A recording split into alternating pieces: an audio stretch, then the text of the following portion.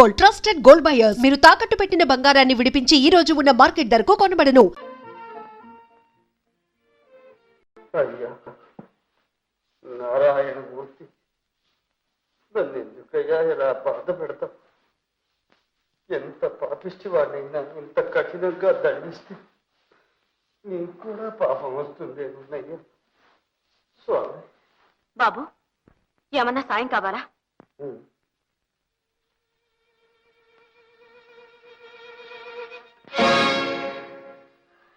ఎవరు సాయం?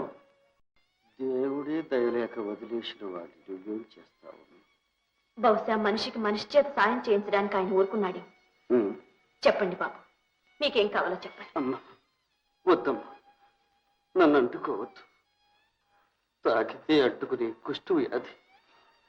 జాలిపడి అయ్యో అన్నాను, అంతే చాలమ్మా.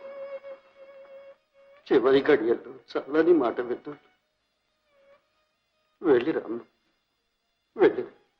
అదేమిటి బాబు, ఈ స్థితిలో మిమ్మల్ని వదిలి ఎలా వెళ్ళగలను? చీకటి కూడా పడింది. మీరెక్కడికి వెళ్ళాలో చెప్పండి. అయ్యో తల్లి, ఊరు పొమ్మంటోంది, కాడు రమ్మంటోంది. అందుకే ఇలా పోతున్నారు. ఎక్కడో ఇలా ఏడ్చి ఏడ్చి ఒక్కసారి కన్ను మూస్తారు. ఎందరో అనాథలు, అందులో నేను ఒకటి. నేను ఒకటిని అనుకోండి, ఆ విధంగానైనా నన్ను సాయపడిపండి. మీరెవరో ఎక్కడికి వెళ్ళాలో చెప్తే. నా పేరు సిరిపురం సుందర్రామయ్య. పేరు పెట్టిన వాళ్ళు చాలా చమత్కారంగా పెట్టారు. సిరిపురం సుందర్రామయ్య గారా? తరచు పత్రికల్లో చూసే పేరేనే. వాడేనమ్మా వీడు. ధర్మదాత, కళాపోషక వగైరా పాపిష్టి బిరుదులన్నీ దిక్కుమాలిన వాడి నెత్తినే ఉండే. ఏమిటి, మీరే వారా? భగవంతుడా, ఏమిటి విపరీతం! కోటీశ్వర్లు మీకు. కోటీశ్వరుడికి కుష్టి వ్యాధి ఏమిటని ఆశ్చర్యపోతున్నావు? డబ్బుకి జబ్బుకి సంబంధం లేదమ్మా. అంత కర్మ. ఒకే నొసట భగవంతుడు. అంతటి భోగాలు, ఇంతటి బాధలు, అంతటి కీర్తి, ఇంతటి దిక్కుమాలిన తనవు రాస్తాడంటే ఎవరైనా నమ్ముతారు. కానీ నా నొసట రాశాడు. ఏ జన్మలో చేసిన పాపము ఈనాడిలా అనుభవిస్తున్నాడు. అంత డబ్బున్నవారు మంచి డాక్టర్లకు చూపించలేదు? పిచ్చిత, చూడని డాక్టర్లు, మింగని మందు లేదు. దర్శించని పుణ్యక్షేత్రాలు, మొక్కని దేవుడు లేడు. అయితే అయితే ఈ జబ్బు పోయే మార్గమే లేదా? అదేనమ్మా, ఆ మాటే నేను కనిపించిన వారందరినీ అడిగాను. వారందరూ చెప్పిందల్లా ఒక్కటి. చేతికి ఎముక లేదనిపించేలా దాన ధర్మాలు చెయ్యి. ఆ పుణ్య ఫలంతోనైనా నీకు ఈ వ్యాధి నయమవుతుందేమో అన్నారు. ఆనాటి నుంచి అడగని వాడిది పాపం అన్నట్లుగా, అడిగింది కాదనకుండా దాన ధర్మాలు చేశాను. నా ప్రాణం తప్ప అన్నీ ఇచ్చేశాడు. అంత దాన ధర్మాలు చేసిన ఈ జబ్బు తగ్గలేదా? ఎందుకు తగ్గాలమ్మా? జబ్బు పోతుందన్న ఆశతో చేసేవి దానాలవుతాయా? లంచ, దేవుడికిచ్చే లంచ. చేతిలో ఉన్న డబ్బు అయిపోయేసరికి జబ్బు బాగా ముదిరి అందరూ అసహించుకునేటంత వికృత రూపం తెచ్చిపెట్టి. పోనీ డబ్బు లేకపోయినా నా అన్నవాళ్ళు ఎవరూ లేరా? లేకే, నేను కన్నవాడే ఉన్నాడు. చెట్టంత కొడుకు. వాణ్ణి పెద్ద చదువులు చదివించాను, విదేశాలకు పంపించాను. మరో కోటీశ్వరుడి కూతురికిచ్చి పెళ్లి చేశాను. గొడ్డొచ్చిన వేళ, కోడలొచ్చిన వేళ అన్నారు. కోడలొచ్చిన కొద్ది రోజులకే నన్ను ఇంట్లో నుంచి వెళ్ళగొట్టాడు. అయ్యో రామా, కన్న కొడుక్కి మమకారం లేకపోయినా కనికరమైనా లేకపోయిందా? మమకారం, కనికరం ఈ కాలపు పిల్లలకు అవేమీ ఉండవమ్మా. కన్నవారికున్న కడుపు తీపి పిల్లలకు ఉండదు. ఇట్టే తెంచుకుపోతారు. నిజమే బాబు, నిజమే. మీ వల్ల ఉపకారం పొందని ఏ ఒక్కరు మీకు ఈ స్థితిలో సాయపడలేదా? అయ్యయ్యో, ఇక్కడేనమ్మా నువ్వు ప్రపంచాన్ని అర్థం చేసుకోవలసింది.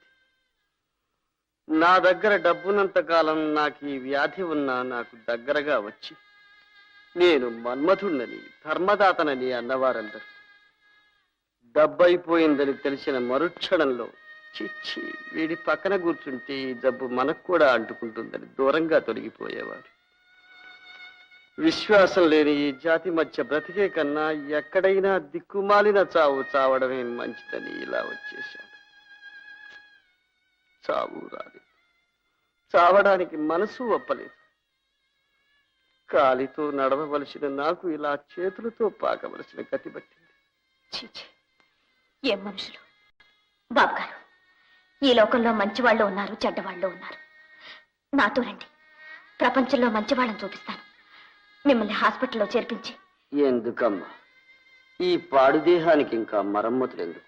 అది అనవలసింది మనం కాదు బాబు గారు, భగవంతుడు.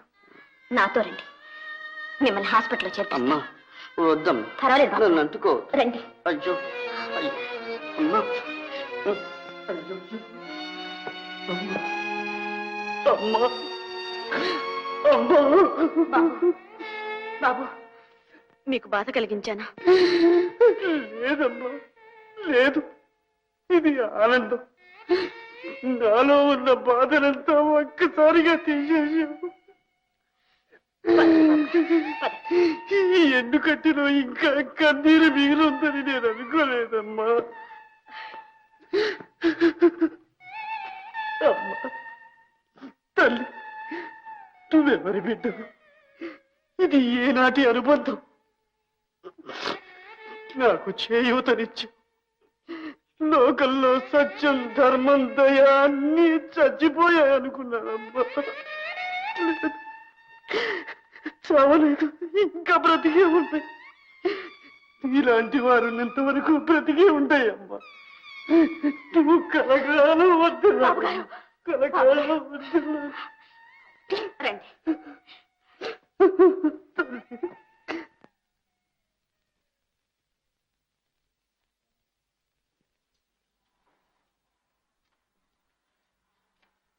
ఇలా కూర్చోండి బాబు గారు, ఇప్పుడే వస్తాను.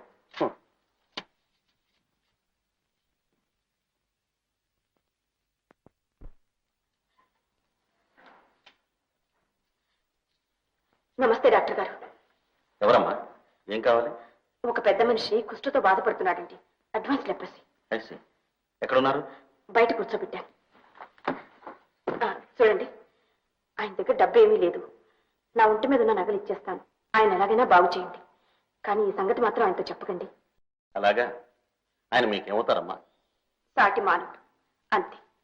పాపం ఒకప్పుడు కోటీశ్వరుడట, సుందరామయ్య గారని. ఎవరు? కోటీశ్వరుడు సుందరరామయ్య గారు? ఒకవేళ సిరిపురం సుందరం? అదే, ఆ పేరు చెప్పారు. ఆయన మీకు తెలుసా? తెలుసా?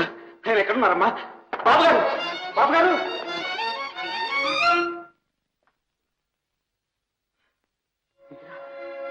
బాబు గారు, బాబు గారు! ఏమిటిది బాబు గారు, ఏమిటిది? లక్షలాది కుటుంబాల్లో దీపాలు వెలిగించిన మీకా ఈ స్థితి? బాబు గారు, ఎవరు మీరు?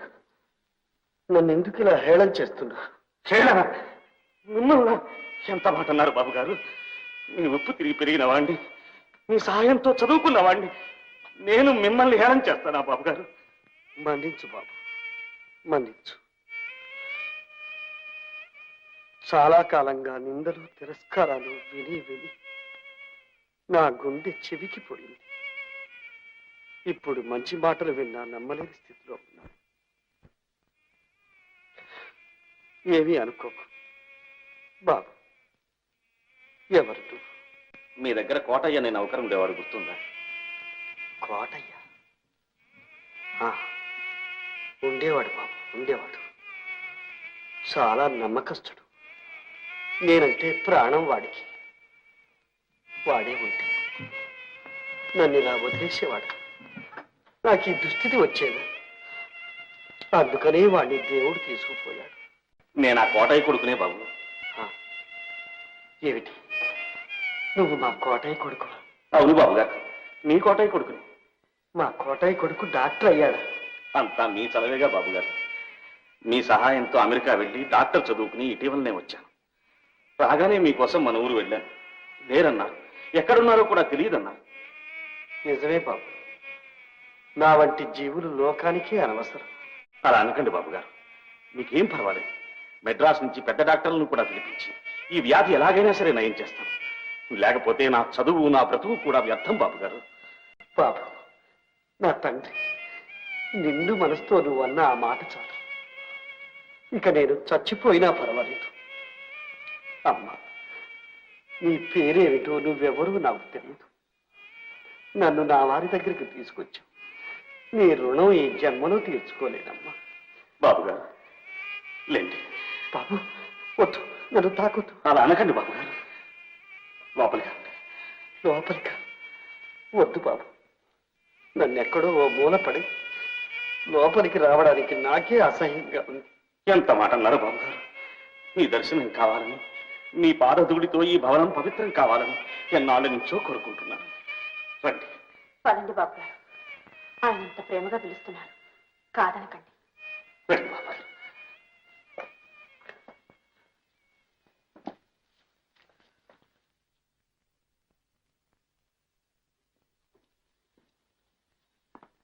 రండి బాబు గారు. అలా కూర్చోండి. కూర్చోండి. బాబు గారు, ఆ ఫోటో చూశారా?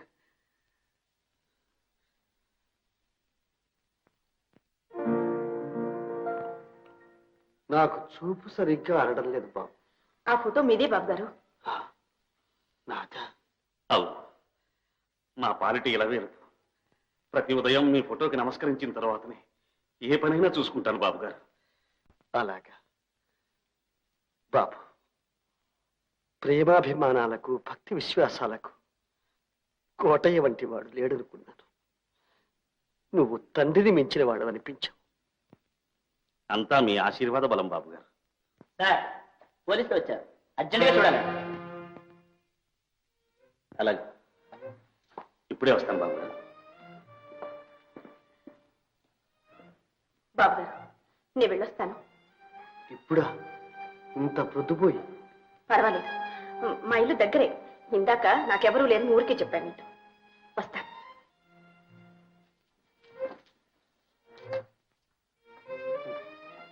నా తల్లి, నిండు నూరేళ్లు సౌభాగ్యవతివై చల్లగా ఉండమ్మా.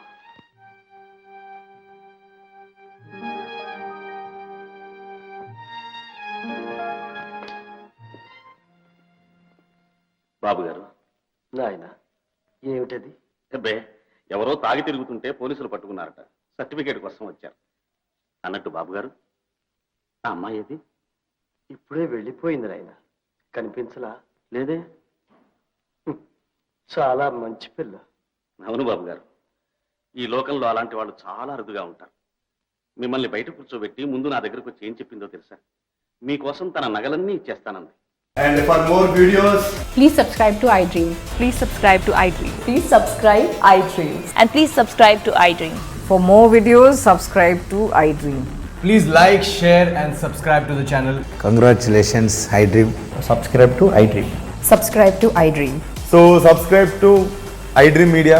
iDream ki iDream team andarki huge congratulations. Please subscribe iDream Media. Please subscribe to iDream.